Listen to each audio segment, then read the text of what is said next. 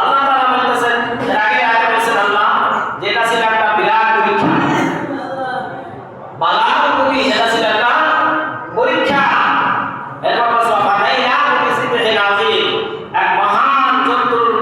বা আল্লাহ তাআলা কি করলেন ইসমাঈলকে রক্ষা করলেন এবং কোরবানির জন্য এক মহান জন্তু আল্লাহ তাআলা দান করে দিলেন। ওয়াবারাকনা আলাইহি ফিল আখিরিন, পরবর্তীদের জন্য আল্লাহ তাআলা এটাকে চালু রেখে রাখলেন। আজ পর্যন্ত চালু নয়, কিয়ামত পর্যন্ত এটা কি থাকবে, চালু থাকবে। এবার ইব্রাহিম আলাইহিস সালাম আল্লাহ তাআলা সালাম জানান, ওয়া সালামুন আলা ইব্রাহিম, ইব্রাহিমের উপরে শান্তি বর্ষিত হোক।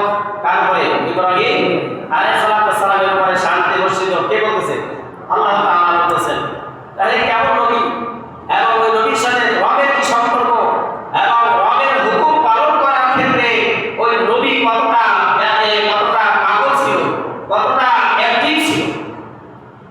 হযরত ইবনে আব্বাস রাদিয়াল্লাহু তাআলা যিনি রইসুল মুফাসসিরিন, অনেক মুফাসসির আছে, তার ভিতরে প্রধান আছে না, মুফাসসিরদের ভিতরে প্রধান মুফাসসির সবচেয়ে অথেন্টিক ব্যাখ্যা যিনি করেছেন আব্দুল্লাহ ইবনে আব্বাস রাদিয়াল্লাহু তাআলা আনহু, তিনি বর্ণনা করেন যে আল্লাহ রাব্বুল আলামিন ইব্রাহিম আলাইহিস সালামকে স্বপ্নে দেখালেন। ইব্রাহিম আলাইহিস সালামকে স্বপ্নে দেখালেন যে হে ইব্রাহিম, তুমি তোমার প্রিয় বস্তুকে কুরবানি করো। যেদিন স্বপ্ন দেখে গেছেন প্রথম দিন, ওই দিনকে বলা হয় ইয়াউমুত তারবিয়া। ইয়াউমুত তারবিয়া, স্বপ্নে দেখা দিন। পরের দিন আবার আল্লাহ রাব্বুল আলামিন স্বপ্নে দেখালেন ইব্রাহিম কুরবানি করো প্রিয় বস্তুকে। দ্বিতীয় দিন ছিল ইয়াউমে আরাফা। ইয়াউমে আরাফা নির্দিষ্ট দিন। এরপরে পরের দিন হচ্ছে ইয়াউমুন নাহার, মানে হচ্ছে কুরবানির দিন। অর্থাৎ দ্বিতীয় দিন আল্লাহ রাব্বুল আলামিন দেখাইলেন যে তুমি কি করো, তোমার প্রিয় বস্তুকে কুরবানি করো। দ্বিতীয় দিনটাকে বলা হয় ইয়াউমুন নাহার, অর্থাৎ কুরবানির দিন। এই যে ধাপে ধাপে যে শব্দগুলো দেখাইলেন, প্রথম যে শব্দ দেখাইলেন সেই দিনটা কি হয়, হজের কার্যক্রম শুরু হয়, ইয়াউমুত তারবিয়া। তারপরে দ্বিতীয় দিন যে স্বপ্ন দেখলেন সেই স্বপ্নের দিন কি হয়েছে, আরাফায় মানুষ কি করে, একত্রিত হয়। এটা হজের একটা রকম। তারপরে দ্বিতীয় দিন যেটা দেখাইলেন সেটা তো তিনি স্বপ্নটাকে কি করেছেন, সত্যে পরিণত করে দিয়েছে, যেটা ইয়াউমুন নাহার, রক্ত প্রবাহিত করার দিন, কুরবানির দিন। আব্দুল্লাহ ইবনে আব্বাস রাদিয়াল্লাহু তাআলা দেখেন যে এটা ছিল ইব্রাহিম আলাইহিস সালামের সেই ইতিহাস থেকে নেওয়া। আর এগুলো হজের কার্যক্রম, আর এই অনুসরণে আমরা মুসলিম উম্মাহ অনুসরণ করে করে আমরা ইবাদতগুলো করতেছি। এখন এই যে আল্লাহ তাআলা কাহিনী বর্ণনা করেছেন, ইতিহাস বর্ণনা করেছেন, এর মাঝে আমাদের মাঝে কি শিক্ষা হয়েছে সেটা আমরা বের করব। তারপরে আমরা কুরবানির বাকি অংশে চলে যাব। যারা এখন আসবেন, যে এখন তো সময় আছে, আসতেছি, আসবো আর কি আস্তে আস্তে, তাদেরকে অনুরোধ করতেছি দয়া করে তাড়াতাড়ি চলে আসেন। আমি জানতে চাই আপনাদের কাছে, আমরা কি হাবিলের কুরবানি করব না কাবিলের কুরবানি? হাবিলের মতো কুরবানি করতে চাই নাকি কাবিলের মতো কুরবানি করতে চাই? যারা হাবিলের মতো কুরবানি করতে চায় তারা তাড়াতাড়ি আসছি। তাদের মাথায় একটা চিন্তা আছে যে রবের হুকুম আদায় করার পর এরপরে আবার আমরা কি করবো, কুরবানিতে শুরু করবো, কুরবানি শুরু করবো। আর এখানে গিয়ে আমরা যদি অংশগ্রহণ করি, সঠিক সময় যদি নামাজটা করতে পারি, তাহলে আমরা বাকি কাজগুলো তাড়াতাড়ি করতে পারবো। তার মানে যারা আসছে তারা অ্যাক্টিভ, তারা কি অ্যাক্টিভ, তাদের মাঝে স্পৃহা আছে, তারা তাদের কুরবানি করার উদ্দেশ্য হবে কার মতো, হাবিলের মতো।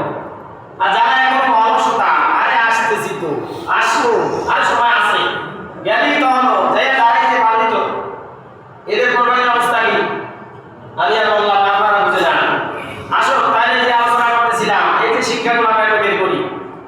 প্রথমত একজন পিতা হওয়া, এটা আপনি ইচ্ছা করলে একটু পিতা হতে পারবেন না, সম্ভব। আল্লাহ তাআলা কত বান্দা বান্দি আছে যাদের বিবাহের বয়স 30 বছর 15 বছর এরকম আছে না? ওই একটা সন্তান তো নাই। একটা সন্তানের জন্য কি হাহাকার। ইব্রাহিম আলাইহিস সালাম 86 বছর পর্যন্ত কোনো সন্তান ছিল না। রব্বি হাবলি মিনাস সালিহিন, এই দোয়া করার পর আল্লাহ তাআলা সন্তান দিলেন। সন্তান দেওয়ার পরে সন্তানকে আবার কোরবানি করতে বলে কে? আল্লাহ তাআলা। এই যে কোরবানি করলেন, সন্তানের মায়া অন্তরে আছে না নাই? আছে। এই সন্তানের মায়া যখন অন্তরে আছে, মা সম্পদের মায়া অন্তরে আছে না নাই? সম্পদের মায়া অন্তরে আছে। সন্তানকে যেমনি ভাবে কোরবানি করা সহজ কাজ নয়, তেমনি ভাবে সম্পদ থেকেও দান করা বা সম্পদ থেকেও ত্যাগ করা এত সহজ না। তাহলে বোঝা গেল এটা কষ্টের কাজ। আর এটা তারাই করতে পারে যারা মুত্তাকি, যারা আল্লাহ তাআলাকে ভয় করে, তারাই চেষ্টা করতে পারে, বাকি করা সম্ভব না। তাহলে এক নম্বর শিক্ষা কি? যে এই কুরবানি আল্লাহ তাআলার পক্ষ থেকে সন্তান প্রিয় যদি হয়, সম্পদ যদি প্রিয় হয়, সেই প্রিয় সম্পদ থেকে, সেই মায়ার সম্পদ থেকে আমাকে আপনাকে ত্যাগ করা লাগবে। কি করা লাগবে? ত্যাগ করা লাগবে। শুধু এই কুরবানি বলতে আজকের কুরবানি নয়। ইন্না সলাতি ওয়া নুসুকি ওয়া মাহইয়ায়া ওয়া মামাতি লিল্লাহি রাব্বিল আলামিন। কুরবানির অর্থ শুধুমাত্র নাম, রক্ত প্রবাহিত করা তাই নয়। কুরবানির অর্থ নৈকট্য হাসিল করা। কুরবানির অর্থ হচ্ছে ত্যাগ স্বীকার করা। তাহলে আপনি যদি ত্যাগ স্বীকার করতে পারেন, তাহলে আল্লাহ রাব্বুল আলামিন আপনাকে কবুল করবেন, আপনাকে মুত্তাকি বানিয়ে দিবেন। আমাদের লক্ষ্য কি, উদ্দেশ্য কি? আল্লাহ তাআলাকে রাজি খুশি করা। আল্লাহ তাআলাকে রাজি খুশি করা। আর আল্লাহ তাআলাকে রাজি খুশি করার জন্য অন্তরের মাঝে আল্লাহর ভয়, আল্লাহর প্রেম, আল্লাহর মহব্বত দরকার আছে জানেন। এজন্য আল্লাহর মহব্বত সর্বোচ্চ মহব্বত নিয়া ইব্রাহিম খলিলুল্লাহ যেভাবে নিজের সন্তানকে কুরবানি দিয়ে দিয়েছে, আমরা আমাদের সম্পদ থেকে তেমনিভাবে আজকে কুরবানি করব। আজকে কি করব? কুরবানি করব। তারপরে দ্বিতীয় কথা হলো যে পরামর্শ করা। কি করা? পরামর্শ করা। আমরা তো পরামর্শ করি না। পৃথিবীর যত কাজ আছে, সামাজিক কাজ বলেন, পারিবারিক কাজ বলেন, যত কাজ বলেন, সকল কাজের আগে মিটিং করা। সকল কাজের আগে কি করা? বৈঠক করা, মিটিং করা। যদি আপনি মিটিং করেন, বৈঠক করেন, পরামর্শ করেন, তাহলে আল্লাহ রাব্বুল আলামিন ওই পরামর্শ সবার উপর আল্লাহ রহমান বর্ষণ করবেন এবং সঠিক সিদ্ধান্ত নেওয়ার আল্লাহ তৌফিক দান করবেন। এজন্য কেউ যদি দায়িত্বশীল হন, সাথে সাথে নিজে নিজে ঘোষণা দিয়েন না, নিজে নিজে যা ইচ্ছা তা করিয়েন না, আপনি ক্ষমতা পাইয়া যা ইচ্ছা তা করিয়েন না। আপনার অধীনস্থ যারা আছে তাদেরকে নিয়ে মিটিং করবেন, তাদেরকে নিয়ে সভা করবেন, তাদেরকে নিয়ে একটা সিদ্ধান্ত করবেন। এই শিক্ষা আল্লাহ রাব্বুল আলামিন বাবা এবং সন্তানের মাঝে আলোচনা দিয়ে বুঝাইতেছে। আল্লাহ নবী ইব্রাহিম আলাইহিস সালাম তিনি একজন জলিলুল কদর নবী।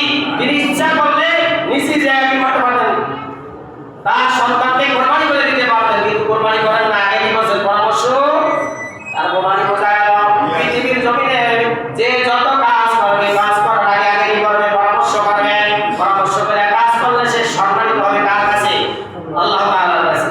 এরপর আসেন একটা সন্তান। এমন সন্তান যদি আমরা বানাতে পারি, ওই সন্তান আমি যদি আল্লাহ তাআলার হুকুম পালনের ক্ষেত্রে অগ্রগামী হই, আল্লাহর হুকুম পালনের ক্ষেত্রে যদি আমি আমার মস্তককে বলার সাথে সাথে অবনত করি, আমার সন্তানটাও ঠিক সেটাই শিখবে।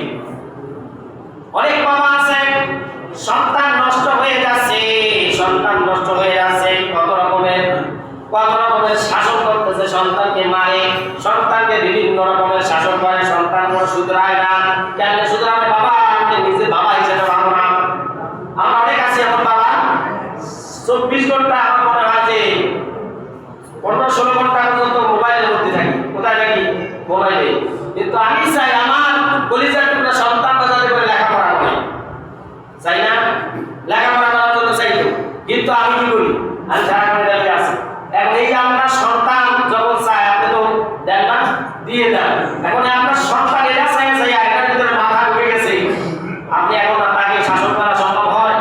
শাসন করা সম্ভব হয় না। কারণ যেই কাজ নিজে করে, ওই কাজ, যেই নিষিদ্ধ কাজ নিজে করে, ওই কাজ যদি অন্য কাউকে বলে, তখন সে অপমানিত হয়, তখন সে লাঞ্ছিত হয়। এজন্য বাবা হিসেবে ভূমিকা পালন করতে হবে, সন্তান পরিবারে গড়ে তুলতে হবে, এটা আমাদের একটা শিক্ষা। তারপরে হলো আল্লাহ রাব্বুল আলামিনের হুকুম পালন করতে গিয়ে শয়তান ওয়াসওয়াসা দিয়েছে।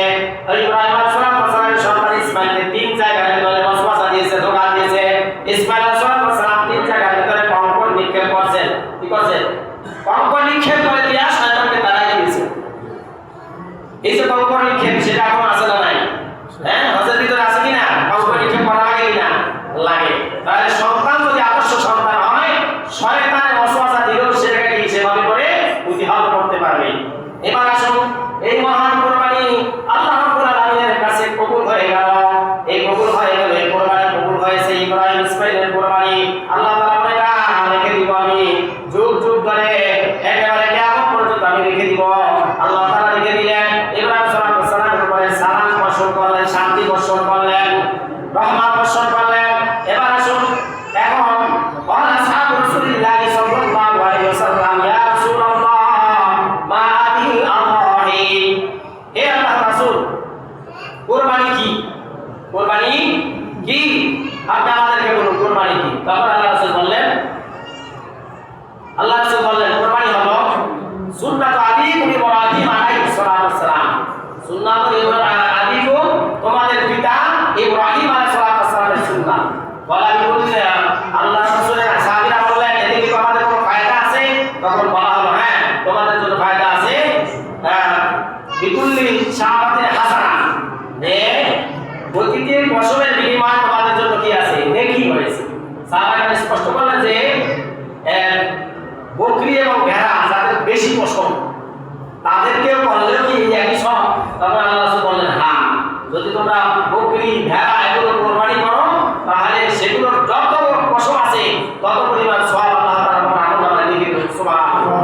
এবং এই কোরবানির পশু আল্লাহ তাআলার কাছে আপনার জন্য সুপারিশ করবে। কোরবানির পশুর শিং খুর যেগুলো আমরা ফেলে দেই এগুলো সেদিন কিয়ামতের ময়দানে উঠবে এবং এই পশু আপনার পক্ষে সুপারিশ করবে।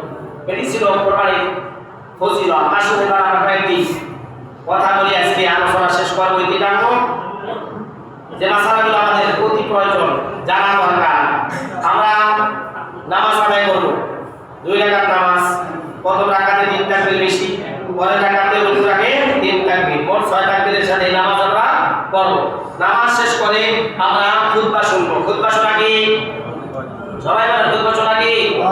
এই খুতবা শোনার সময় কথা বলা যাবে? এদিক সেদিক তাকানো কাউকে নিষেধ করা যাবে? যাবে না। খুতবা শোনার খুব মনোযোগ দিয়া, যেহেতু ওয়াজিব।